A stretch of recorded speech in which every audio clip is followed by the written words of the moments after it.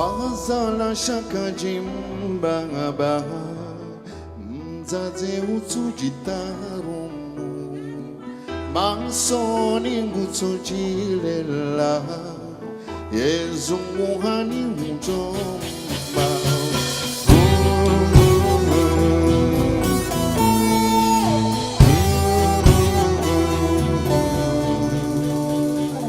ni ashina ngutsomruma twamaya yambahindwa.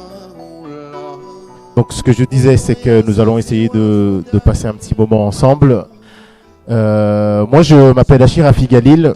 Je suis, comme vous devez le savoir, enfin comme vous avez dû le voir sur l'affiche, le président d'une usine à gaz. J'aime bien parler d'usine à gaz parce que ça paraît mauvais, mais en fait, on peut produire beaucoup de choses positives avec le gaz. D'une chose qui s'appelle REVA. REVA, c'est un réseau de compétences comoriennes. Nous avons créé ça il y a quelques années, c'était autour de 2011. Nous avons trois choses. Nous avons un pôle entrepreneurial qu'on appelle OI Business. On aide à la création d'entreprises pour les gens qui sont ici et qui ont une envie de créer leur boîte, de devenir indépendants, devenir libres. On a une journée d'orientation par an. La prochaine est le 4 février, qui va se tenir à la Courneuve, dans mes locaux, au 7 avenue Louis Blériot, à la Courneuve. Et puis on a notre bébé, notre pépite, qui sont les dîners d'Ituviens. Les dîners d'Ituviens sont des dîners qui favorisent les rencontres des compétences dans tous les secteurs d'activité, en sachant que chacun dans son domaine pense qu'il est le seul. Les étudiants, quand ils finissent, ils pensent qu'ils sont docteurs seuls dans leur coin. Ceux qui travaillent pensent qu'ils sont seuls dans leur coin. Et je disais à un collègue tout à l'heure, je ne le vois pas là, que je connais aujourd'hui aucun métier en France dont on n'a pas quelqu'un de très haut placé. Dans les grosses boîtes françaises, ça va de EDF à Alstom. Dans toutes les grosses boîtes françaises, aujourd'hui, on a des gens de très haute volée, de très haute compétences qui sont là-dedans. Ce qui veut dire qu'on a des gens qui finissent des cursus et qui arrivent à s'intégrer dans le pays que nous chérissons aujourd'hui, en sachant que REVA fait des choses en France. Nous, on n'a aucune idée pour les Comores. On n'a aucune idée pour les Comores pour une raison simple, c'est qu'il y a beaucoup de gens qui s'en occupent. Donc, on pense qu'il ne faut pas digresser à vouloir tout faire. Donc voilà, pour ceux qui veulent savoir un peu plus profondément ce que nous faisons, je les invite à aller regarder sur Internet. On a à la fois un site Internet et une page Facebook. Mais avant qu'on rentre dans la machine, j'aimerais que le président de l'association Comore Impact s'approche, parce qu'on ne peut pas donner le top de Mahafali, comme on dit, sans que il nous ait expliqué pourquoi il nous a réunis ici. Cher professeur, monsieur le conseiller politique, honorable assistance, c'est pour moi un grand honneur de me trouver devant vous et d'y prendre un instant de parole. Je voudrais aborder deux points: la présentation de l'association Comore Impact et l'importance de l'Union des étudiants comoriens en France. Comore Impact est une association d'étudiants comoriens en France à laquelle peut adhérer toute personne de bonne volonté qui s'intéresse à l'éducation et à la formation. Nous poursuivons des études dans des formations et des universités différentes, mais nous rencontrons les mêmes difficultés. Nous menons le même combat et portons des espoirs communs. L'association Comore Impact se donne comme mission d'œuvrer pour l'union des associations des étudiants comoriens afin de maximiser leur dynamisme, mutualiser les connaissances des étudiants, gagner en force et rendre nos actions plus efficaces. L'association cherche à fédérer les associations des étudiants comoriens en France afin de maximaliser le dynamisme, mutualiser les connaissances des étudiants, gagner en force et rendre nos actions plus efficaces. Elle cherche à fédérer les associations estudiantines comoriennes existantes dans le but de travailler sur un modèle de coopération. Ainsi, elle a la vocation de devenir plutôt une plateforme d'échange entre les étudiants.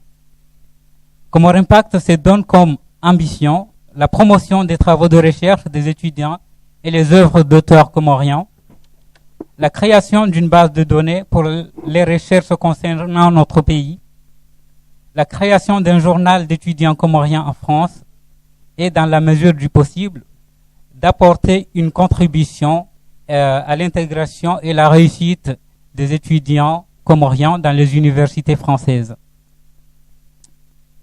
Nombreux sont ceux qui, par de l'expérience des échecs des tentatives de création d'une association d'étudiants comoriens depuis les années 70, nous ont fait part de leur scepticisme et de leurs craintes. Mais il n'est pas dans la nature de la jeunesse et des intellectuels de baisser les bras face aux difficultés et de perdre confiance en l'avenir. La jeunesse est caractérisée par le courage, la ténacité, la persévérance, l'espérance et le rêve d'un idéal, du renouveau. L'organisation de cette journée est un petit pas en avant et peut-être, du moins je l'espère, le début d'un grand voyage. Seuls nous irons plus vite, mais ensemble nous irons plus loin.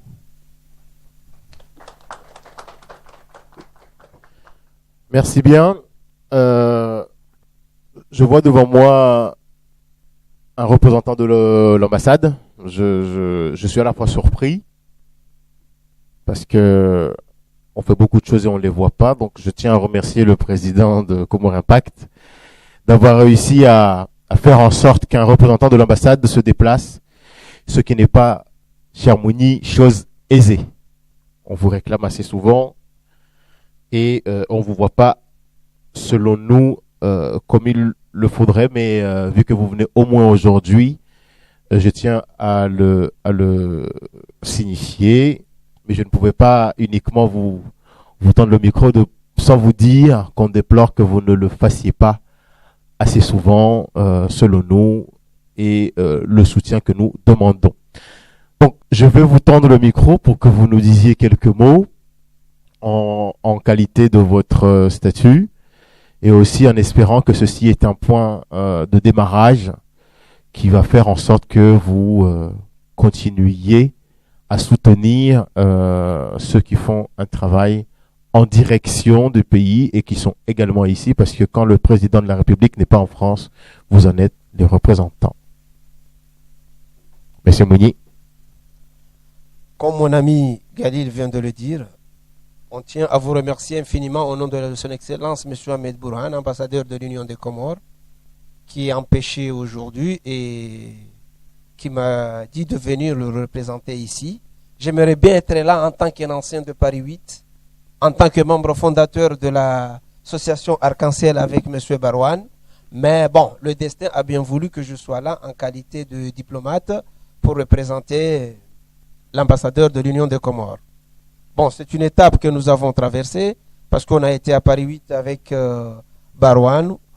Donc, on est là aujourd'hui pour vous encourager. Nous acceptons les critiques de mon ami Galil, comme quoi on est en train de briller de notre absence dans des événements de ce genre. Mais on vient de commencer 2017, Galil. Je pense très bien que on va continuer dans ce sens-là. On va vous encourager. Nos portes sont ouvertes à l'ambassade de l'Union des Comores. Vous pouvez venir, on peut avoir des échanges. On vous accompagnera partout parce que nous constatons, et je suis extrêmement d'accord avec Galil, que nous participons dans ce genre d'événement et je ne suis, jamais, parce que pour corriger, il faut accepter les critiques. Donc nous acceptons. Disons que c'est un début, un très bon début. Donc, mais sachez également une chose, Galil, hein.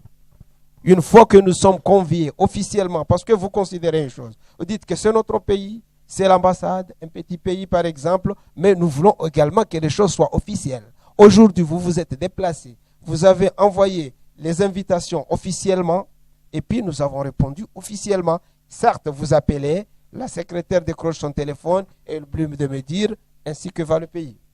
Donc, nous tenons à vous remercier et à vous dire que nous sommes là avec vous et on vous accompagnera partout. Et je ne vais pas monopoliser la parole. Encore une fois, merci Comore Impact de cette belle initiative. C'est un très bon début. Le voyage est long, mais nous allons vous accompagner. Je vous remercie. Merci. Je crois que 2017 commence bien. Si même l'ambassade veut s'impliquer dans ce que nous faisons, on ne peut que nous réjouir. Donc là, nous allons rentrer dans l'objet de notre journée aujourd'hui. J'ai à ma droite celui que j'aime appeler mon aîné, Ibrahim Barouane, qui est anthropologue. Il va se présenter lui-même. Et j'ai Monsieur Rémi S, qui est enseignant également, dont j'ai la surprise de voir aujourd'hui et j'attends impatiemment qu'il nous partage sa vision. Moi, j'étais étudiant à Lyon. Je suis arrivé à Paris il y a quelques temps, donc je vais voir avec monsieur et monsieur à ma droite également si les problèmes que nous rencontrons à Lyon sont les mêmes que vous rencontrez aujourd'hui à Paris. Donc, monsieur Barouane, à vous. Assalamu alaikum. Avant tout, Gadil, tu es devenu un grand spécialiste du chinois qui maîtrise un petit peu cette rhétorique des Comores. Je voudrais tout d'abord remercier Comore Impact qui a eu cette initiative noble de nous réunir ici et de parler d'un problème fondamental qui est le devenir des étudiants comoriens en France et même ailleurs, parce que c'est un vrai problème. Et il y a mon ami Rémies, que j'ai connu depuis 1998 à Paris, à Saint-Denis. Nous avons créé cette association pour aider et encourager les initiatives étudiantes à Saint-Denis. Mon frère l'a très bien dit là, oui, il était là, c'était au mois de mars 1998 quand on a créé cette association qui s'appelle Arc-en-Ciel. On faisait du bénévolat. On ne partageait pas des idées politiques. Et on n'était pas des gens de village, mais des Comoriens tout court. Voilà, c'était ce qui nous réunissait. Donc on était contre les associations villageoises, on était pour les Comores, du Comores. Donc c'était l'objectif fondamental de notre association. Moi, quand je suis arrivé à Paris 10 ans après, en 97, avec des gens comme mon frère, nous sommes dit que voilà, il faut créer une structure associative pour permettre aux étudiants comoriens qui arrivent en catastrophe en France. Il n'y avait même pas un cadre jusqu'alors. Maintenant, ça s'empire davantage. D'accueil et puis le niveau qui était bas pour essayer de voir au niveau de l'administration de cette université d'aider les Comoriens. Et moi, je me suis lancé aussi dans mes activités théâtrales et autres qui ont permis les Comores d'être connus au niveau de cette université en proposant une pièce comme Pauvre Comore. Donc, dans cette université, on a toujours été respecté. Et j'ai eu la chance aussi de travailler un peu sur Madagascar, et puis de voir que la conjoncture étudiante comorienne, ce que j'appelle la tragédie du parcours étudiant des Comoriens ailleurs, est un point essentiel. Là, mon cher Rémi S aura aussi à parler de cette problématique, parce que nous, on a travaillé, on était tout près de ces dossiers, on a vu pas mal de cas des étudiants comoriens, et le paradoxe est très, très, très saisissant. Voilà. Donc, moi, je voudrais tout d'abord parler un petit peu de la genèse du mouvement étudiant en France, qui date de 1966, à Marseille, à Aix, quand des jeunes gens ont créé pour la première fois un mouvement étudiant. Le président était un certain Kemal, le prince Kemal, Saïd Ibrahim, et il y avait aussi le docteur Mtaramesh et d'autres.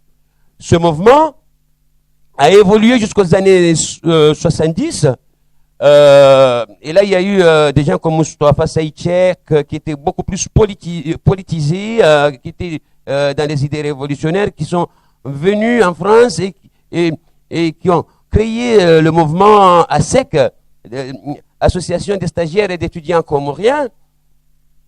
Et ce mouvement s'est transformé en un parti politique quelques années après aux Comores en adoptant le nom du Front démocratique. Donc, le parcours des étudiants comoriens en France, c'est un parcours qui est complexe. Parce que quand les Comores n'étaient pas encore accédés à l'indépendance, les Comores a donné des étudiants, les premiers bacheliers aux années 60, au milieu des années 60, fin des années 60. Et là, ils avaient des bourses, ils étaient assistés, il n'y avait pas de problème. Et jusqu'à 1975, les Comores accèdent à l'indépendance. Quelques jours après, un coup d'État. Et là aussi, les choses changent radicalement parce qu'un régime révolutionnaire dirigé par Ali Souali arrive au pouvoir. Donc, la coopération, ce qu'on appelait à l'époque la coopération technique, qui assistait les Comores d'une façon élargie en ce qui concerne le domaine éducatif, le lycée et tout, la coopération a été rompue.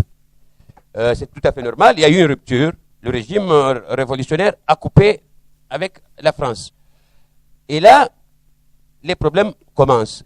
Il y a eu quelques années blanches, il y a eu autant de problèmes, et sous Abdallah, en 1978, quand même, il y a une lueur d'espoir. Là, Abdallah, c'était quelqu'un qui arrivait à s'imposer, c'est un grand qui gouvernait avec les notables, qui avait une parole qui portait, surtout en ce qui concerne les autorités françaises. Donc, les étudiants arrivaient ici, il y avait un contingent des étudiants comoriens qui arrivaient en France, qui avaient quand même un peu de situation. Mais le désespoir né à partir de l'indépendance a fait que pas mal d'étudiants, pas mal de gens se sont dit que voilà, il faut aller ailleurs. Parce que déjà pour venir en France, c'était le parcours d'un combattant. Le parcours d'un combattant, il faut aller à l'ambassade, se lever à des heures impossibles pour avoir le fameux visa. Il y a mon cher Salim Al-Amir qui a composé une chanson entière là-dessus, visa. Donc, aux années 80-90, les choses se sont compliquées.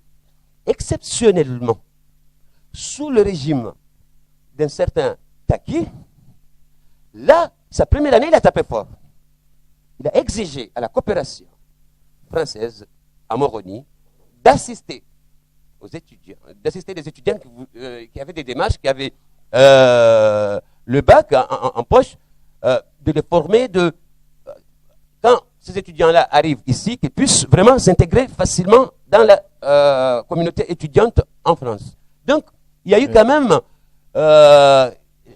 une autre façon de voir les choses et pas mal d'étudiants ont quitté le Comores cette année-là. Cher Ibrahim, oui. Ce qu'on va essayer de faire pour pas que ça Mais paraisse. ça c'est important aussi hein, pour le public. Nous reviendrons là-dessus. Oui, nous reviendrons là-dessus. Simplement, j'aimerais donner la parole au professeur Rémi S. Et qu'après on revienne sur ce point-là tout juste, du parcours. Tout juste 3 minutes et je termine mon propos. J'ai l'habitude avec toi, Ibrahim. Oui, 3 minutes, ça soit 15. Oui. Parce que cela est important.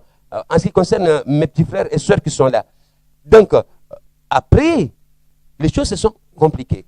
Moi, je termine. En ce qui concerne les difficultés concernant les étudiants ici, nous avons des difficultés qui sont d'ordre endogène. C'est-à-dire des étudiants qui arrivent, qui n'ont pas le niveau, qui n'y a pas d'une structure d'accueil, ni l'État qui est absent. Hein. L'État comorien est absent depuis fort longtemps. Hein. Et d'ailleurs, l'ambassade nous appelait pour intervenir, alors que nous, on ne nous payait pas. On faisait du bénévolat. Donc, ça, c'est des difficultés qui empêchent l'étudiant d'avancer dans ses études. Il y a des facteurs exogènes ici en France, c'est-à-dire que ce n'est pas facile, la société française a changé, le fait de s'intégrer, le fait de trouver un endroit pour dormir. Donc pas mal d'étudiants après, et c'est là où peut-être avec l'assistance qui est là, on va revenir, parce que pas mal d'étudiants n'ont pas allé jusqu'au bout de leurs études, pour la simple raison qu'ils n'avaient pas de moyens, pour la simple raison qu'il y avait de multiples difficultés qui s'imposaient dans leur parcours. Merci, mon cher Barouane. Monsieur Rémies, qui est professeur en sciences de l'éducation à Paris 8, va nous dire quelques mots avant qu'on rentre. Donc, certains d'entre vous me connaissent parce qu'ils ont été mes étudiants ou ils ont été des étudiants de gens qui étaient enseignants à Paris 8 de mon temps. J'ai pris ma retraite il y a 1 an maintenant. Donc je suis professeur émérite, c'est-à-dire que je continue à diriger des thèses, mais je n'en prends pas de nouvelles. Donc Ibrahim évoquait 1998. Il me disait tout à l'heure qu'on avait fait un amphi à Paris 8 ensemble sur justement la difficulté pour l'étudiant comorien de prendre sa place dans l'université. Donc c'est un thème récurrent. Et je fais partie des profs qui... je suis pas comorien, hein, mais j'ai l'impression que en tant que provincial, monté à Paris pour faire mes études, j'ai d'une certaine façon vécu les mêmes problèmes que beaucoup d'étudiants comoriens. J'ai redoublé 3 fois dans le système scolaire. J'ai passé le bac à une époque où il n'y avait que 8% des élèves français qui passaient le bac. Donc je vais avoir 70 ans, hein, mais en 66, si vous voulez, il n'y avait pas beaucoup de jeunes d'origine sociale modeste qui accédaient à l'université en France. Hein, donc il faut se rendre compte de ça, c'est-à-dire que les difficultés qu'on a pour prendre sa place dans l'université, c'est quelque chose qui n'est pas cas particulier de l'étudiant comorien, encore que, comme le disait Ibrahim justement, c'est vrai qu'il y a des questions endogènes et des raisons exogènes. Je pense que s'intégrer à l'université, si on met à part quelques fils de profs ou enfants de profs ou enfants de familles favorisées où l'accès à l'université se fait depuis plusieurs générations, c'est entrer quand même dans un milieu nouveau, hein, et c'est toujours difficile, si vous voulez, de... Alors moi, quelle image j'ai du comorien? Bon, en 98, ça faisait 18 ans que j'allais dans l'océan Indien, pas aux Comores, mais par exemple à La Réunion. En 1980, il n'y avait pas vraiment d'université en sciences humaines. Bon, La Réunion était un pays où beaucoup de gens s'arrêtaient en 4e ou en 3e, par exemple. Donc, j'ai été invité à faire des formations à La Réunion, et j'ai découvert qu'il fallait créer un département de sciences de l'éducation à La Réunion. Donc, j'y suis retourné pas mal pour développer les sciences de l'éduc, pour former des instituts qui forment des gens qui puissent aller au lycée, etc. Bon, donc je me suis vraiment battu. Et en fait, ce n'est qu'en 2000, bon, j'avais été à Madagascar, à Maurice, je connaissais un petit peu l'océan Indien, et ce n'est qu'en 2000 que j'ai été à Mayotte, et je suis pas resté assez longtemps pour faire un tour à la Grande Comore, mais j'ai vu à Mayotte, finalement, les problèmes liés à la géographie. C'est-à-dire que, par exemple, en 2000, il y avait beaucoup de gens qui vivaient dans des cases où il n'y avait pas l'électricité. Donc, pour lire, il fallait attendre que le soleil se lève, etc. Donc, quand je voyais arriver à la fac, à Paris 8, un étudiant comorien qui n'était pas passé par le Maroc ou par Dakar, etc., mais qui arrivait directement des Comores, je me rendais compte à quel point c'était compliqué pour lui de vivre à Saint-Denis, de vivre en banlieue parisienne, de comprendre comment ça fonctionnait. Parce que, par exemple, un jour, je dis à un étudiant, en février, mais là, tu viens me voir, mais c'est la fin du semestre, comment ça se fait que t'es pas venu dans mon cours et tout? Il dit, j'ai obtenu ma bourse début novembre seulement, j'ai pas osé rentrer dans le cours parce que le cours était déjà commencé, donc je lui dis, mais c'est quand même bizarre, tout le monde rentre et sort de mes cours, comment ça se fait que t'as pas osé rentrer? Il m'a dit, mais moi, l'expérience que j'ai, c'est l'école coranique, et si on n'était pas là à l'heure au moment du cours, on se faisait taper sur les doigts. Donc, je lui dis, ben, à Paris 8, c'est pas comme ça que ça fonctionne. Hein. C'est pas comme ça que ça fonctionne, c'est-à-dire que c'est vrai que c'est un peu le bordel. On peut rentrer et sortir constamment des cours, etc. Il faut que tu t'autorises à faire comme les autres. Bon, et c'est vrai que pour passer de la vie au village des Comores à la banlieue parisienne et aux allants de soi institutionnels d'une université parisienne, bon, il y a tout un travail à faire qui n'est pas un travail de connaissance à proprement parler, c'est plutôt un travail de comprendre comment fonctionnent les institutions. Et si vous voulez, ça, j'ai dû le vivre en tant que provincial, né dans un quartier périphérique d'une ville de province. J'ai dû aussi le comprendre. Les 3 premiers mois que j'ai passés à Nanterre, j'étais étudiant à Nanterre, c'était affolant pour moi. J'ai eu aussi des problèmes pour trouver une chambre pour me loger à Paris. J'ai dû garder des enfants le soir en échange. Mes parents n'avaient pas les moyens de me payer des études, etc. C'était compliqué. Donc, ce que je veux dire, c'est que tout ce travail d'intégration aux institutions, c'est un processus de tous les jours que tout le monde a à faire. Hein. Et c'est vrai qu'en tant que Comorien, vous avez des problèmes spécifiques liés, par exemple, au rapport à la religion, au rapport à la tradition de solidarité qui existe entre les gens, qu'on ne retrouve pas forcément dans la société parisienne capitaliste où l'individualisme est poussé très loin, etc. Donc, je ne sais pas si vous connaissez Ahmed Ibrahim. Ahmed Ibrahim a fait sa thèse avec moi et il a publié plusieurs romans. Et j'ai préfacé ce livre-là de lui, que j'ai relu avant de venir ici. C'est un livre de 2005 dans lequel il raconte l'itinéraire justement d'un garçon qui quitte l'île et qui quitte son île et qui vient faire des études en France et les problèmes qu'il a, ne serait-ce qu'avec les gens de sa génération qui restent là-bas. Au niveau des valeurs, le terme de valeur a été évoqué. C'est vrai qu'on est dans 2 systèmes, on est dans 2 systèmes de référence, là-bas et ici. Et ces systèmes de valeurs évoluent vite, et donc il n'y a pas de règles. Alors, très bien. Comment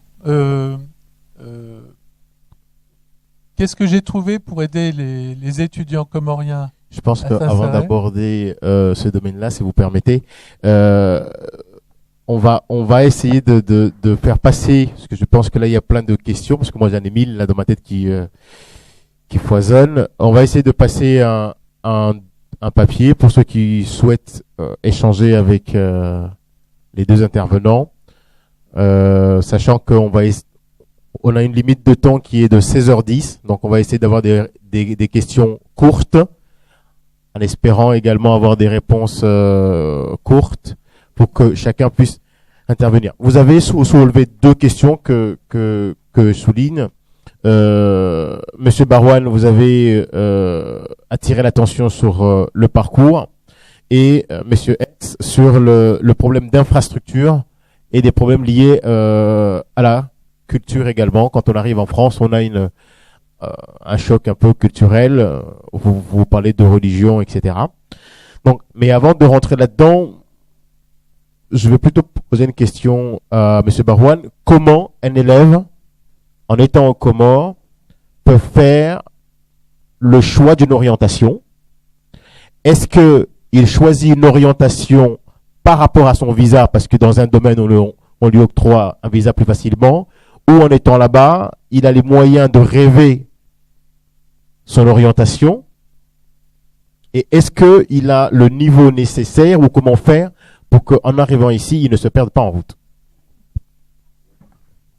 Alors, c'est un problème complexe parce que il y avait un département d'orientation au ministère de l'Éducation nationale au Comores et c'est un département qui n'a jamais orienté, mais qui, au contraire, a désorienté les élèves. Donc, il y avait, il y avait aucune structure permettant à l'étudiant de s'orienter.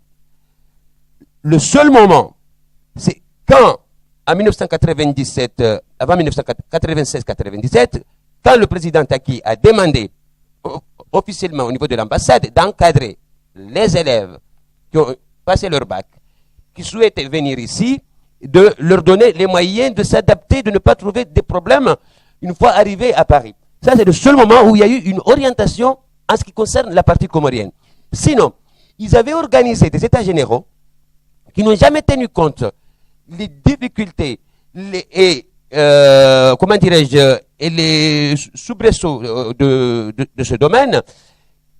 Un dernier point, et je serai vraiment bref, c'est que il y a un problème qui est très important, qui n'a jamais été souligné, parce que chez nous, il y a ce qu'on appelle Kazamba, ce qu'on appelle le tabou.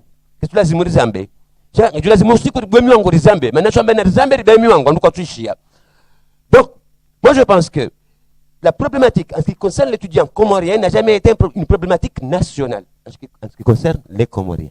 Parce que ce n'est pas seulement l'État, c'est aussi les parents, c'est aussi tous les responsables, c'est toute la société en gros qui doit participer à élaborer comment faire, comment orienter l'enfant. Parce que justement, un tout dernier mot, et je laisse le micro à mon petit frère Galil, en ce qui concerne les structures associatives qui sont ici, qui devaient être le relais, ces structures-là sont déconnectées.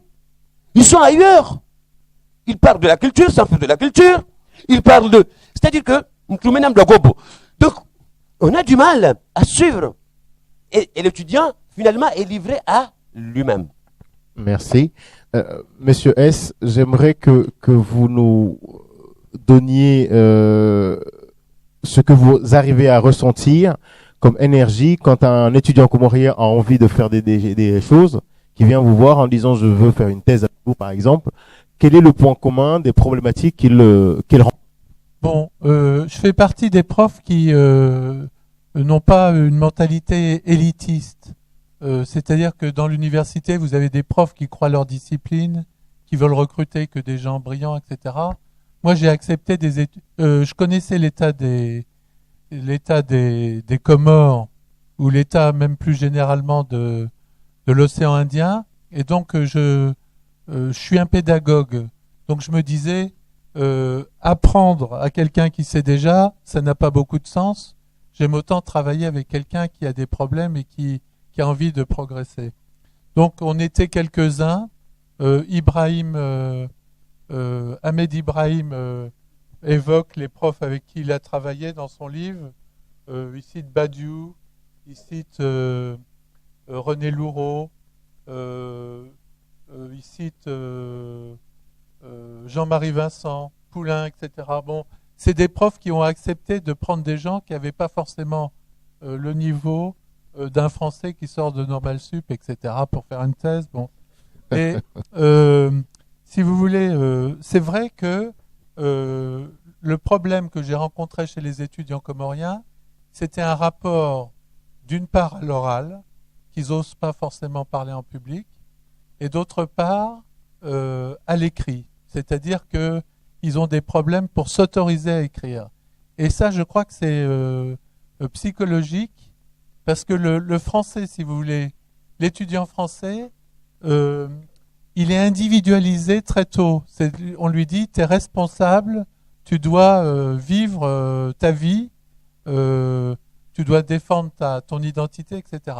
Alors que je pense qu'aux Comores, comme dans d'autres pays d'Afrique, vous avez une identité qui se construit collectivement dans un groupe d'âge, par exemple.